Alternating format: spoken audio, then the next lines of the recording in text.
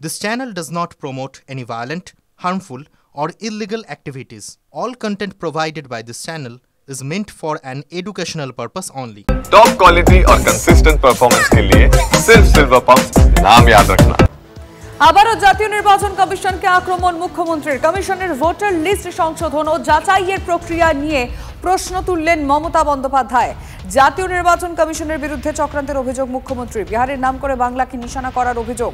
NRC চালুর উদ্দেশ্যেই পদক্ষেপ কিনা প্রশ্ন তুলেছেন মমতা। কমিশন বিজেপির হয়ে কাজ করছে বলে অভিযোগ। The poor people, especially the hawkers, bakers, or the poor people, commoners, where they will get the mother certificate, the father certificate? Is it NRC? Is it they are doing or working to establish the NRC?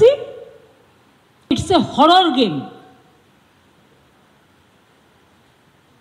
I'll request the election commission, rectify the election commission election list with proper guidelines of the common people so that no name will be who are the proper voter. আপনার verdict মেনে গ্রাম বাংলার লোকরা বাদ হয়ে যাবে, আর আপনি বাইরে থেকে সেই সংখ্যা ভরাবেন অনলাইনে, বাইরে স্টেটের লোকেদের নিয়ে এসে। আপনি যেহেতু হেরে যাবেন আগামী দিনে, আপনি বাংলায় হরিয়ানা, রাজস্থান, অন্যান্য স্টেটের নাম দিয়ে নাম ভরাবেন। এত সহজ কাহিনী নয়। যখন আমরা কেউ কোনো চেয়ারে বসি আমাদের মনে রাখতে হয় we have to be very impartial. It is dangerous than NRC even. এটা তো উইপেন মানে কি? এটা উইপেন মানে না, এটা হচ্ছে এমার্জেন্সি উইপেন। অবৈধ ভোটারদের তালিকা থেকে বাদ দিতে 22 বছর পর নড়েচড়ে বসল নির্বাচন কমিশন। বিশেষ করে ভিনদেশী নাগরিকদের তালিকা থেকে বাদ দিতেই কমিশনের এই পরিকল্পনা বলে জানা গিয়েছে। নতুন ভোটারদের তালিকাভুক্ত হওয়ার ক্ষেত্রেও বেশ কয়েকটি পরিবর্তন আনা হয়েছে। কমিশন জানিয়েছে নাগরিকত্বের সুনির্দিষ্ট পরিচয়পত্র ছাড়া ভোটার তালিকায় নাম তোলা যাবে না। আর এছাড়াও 2003 সালের ভোটার তালিকায় যাদের নাম ছিল না তাদের জন্মস্থানের প্রামাণ্য নথি জমা করতে হবে। শুধু তাই নয়, সকলকে ভারতীয় নাগরিকত্বের সেলফ অ্যাটেস্টেড ডিক্লারেশন জমা দিতে হবে বলেও জানায় কমিশন। পাশাপাশি কমিশনের নির্দেশ অনুযায়ী 1987 সালের 1 জুলাইয়ের আগে যারা জন্মগ্রহণ করেছেন সেই ভোটারদের জন্ম তারিখ এবং জন্মস্থানের প্রামাণ্য নথি দাখিল করতে হবে। সেই ক্ষেত্রে ভোটারেরা জন্ম শংসাপত্র, পাসপোর্টের মতো নথি প্রমাণ হিসেবে জমা দিতে পারবেন। 1987 সালের 1 জুলাইয়ের পরে যারা জন্মেছেন তাদের নিজের পরিচয় প্রামাণ্য নথির সঙ্গে বাবা মায়ের নথি জমা দেওয়ার কথা বলা হয়েছে।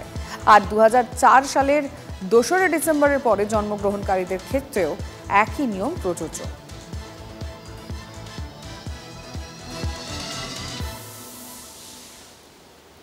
নির্বাচন কমিশনের পদক্ষেপ নিয়ে প্রশ্ন তোলার এখতিয়ার নেই মমতা বন্দ্যোপাধ্যায়ের, মন্তব্য করেছেন সুকান্ত মজুমদার। নির্বাচন কমিশনের কাছে যেতে বলুন। উনি কে? প্রথম কথা উনি কে বলার? নির্বাচন কমিশন ঠিক করবে না। ভারতবর্ষের সাংবিধানিক সংস্থা আছে। কালকে তো উনিও বলতে পারেন কিসের সংবিধান, আমি ধর্মের ভিত্তিতে রিজার্ভেশন দেবো, পশ্চিমবঙ্গে 30% চাকরি মুসলমানদের জন্য চলে যাবে, এটাও বলতে পারেন। উনি সবই বলতে পারেন। পাল্টা মমতা বন্দ্যোপাধ্যায়কে নিশানা সুকান্ত মজুমদারের। মমতা বন্দ্যোপাধ্যায় সুরে নির্বাচন কমিশনকে নিশানা বিরোধীদের। সংখ্যালঘু দলিতদের ভোটার লিস্ট থেকে বাদ দিতেই পদক্ষেপ, অভিযোগ আরজেডির। কমিশনের পদক্ষেপ প্রমাণিত। ভোটার লিস্টে গন্ডগোল ছিল, প্রতিক্রিয়া কংগ্রেসের। মমতা বন্দ্যোপাধ্যায়ের সুরে নির্বাচন কমিশনকে নিশানা করেছে বিরোধীরা। সংখ্যালঘু দলিতদের ভোটার লিস্ট থেকে বাদ দিতেই পদক্ষেপ, অভিযোগ করা হচ্ছে আরজেডি তরফে। কি বলা হচ্ছে আরজেডির তরফে আমি জানবো আমাদের রিপোর্টার জ্যোতির্ময় কর্মকারের কাছ থেকে। জ্যোতির্ময়, দেখো, মূলত বিহারে যে ভোট রয়েছে সেই ভোটকে কেন্দ্র করে বাংলার যে যুদ্ধ, অর্থাৎ বাংলার যে নির্বাচন রয়েছে আগামী বছর, সেই নির্বাচনের প্রস্তুতি কিন্তু বিজেপি এবং তৃণমূল দুপক্ষই সেরে রাখছে। এবং তার অঙ্গ হিসেবে মমতা বন্দ্যোপাধ্যায় গতকাল বিহারে যে জাতীয় নির্বাচন কমিশনের নির্দেশ, অর্থাৎ যারা 1987 সাল থেকে 2003-এর মধ্যে জন্মেছে তাদের নতুন করে তাদের বাবা মায়ের পরিচয়পত্র জমা দিতে হবে, তার বাবা মায়ের বার্থ সার্টিফিকেট তাদেরকে জমা দিতে হবে, অর্থাৎ তারা যে ভারতীয় নাগরিক তা প্রমাণ করতে হবে, এই নির্দেশ দেওয়া হয়েছে। তার প্রেক্ষিতে মমতা বন্দ্যোপাধ্যায় অভিযোগ করেছেন যে বাংলা সহ বিভিন্ন জায়গাতে ঘুরপথে এনআরসির চেষ্টা করছে জাতীয় নির্বাচন কমিশন। এবং সেই একই সুরে সুর মিলিয়ে আরজেডির বক্তব্য যে এর মাধ্যমে মূলত দলিত, অনগ্রসর শ্রেণী, সংখ্যালঘু সম্প্রদায় যাদের ভোট বিজেপি পাবে না বলে মনে করছে তাদেরকে ভোটার তালিকা থেকে বাদ দেওয়ার চেষ্টা করছে। এর পাশাপাশি যে প্রশ্ন উঠেছে যে বিহারে মোট প্রায় 8 কোটির বেশি ভোটার রয়েছে যাদের এই পুরো ভেরিফিকেশন প্রসেসের মধ্যে দিয়ে যেতে হবে, এবং সেই কাজ কখনোই যখন ভোটের 2.5 মাস বাকি রয়েছে সেই সময় করা সম্ভব নয়, অর্থাৎ 1 মাসের মধ্যে এই কাজ শেষ করতে হবে।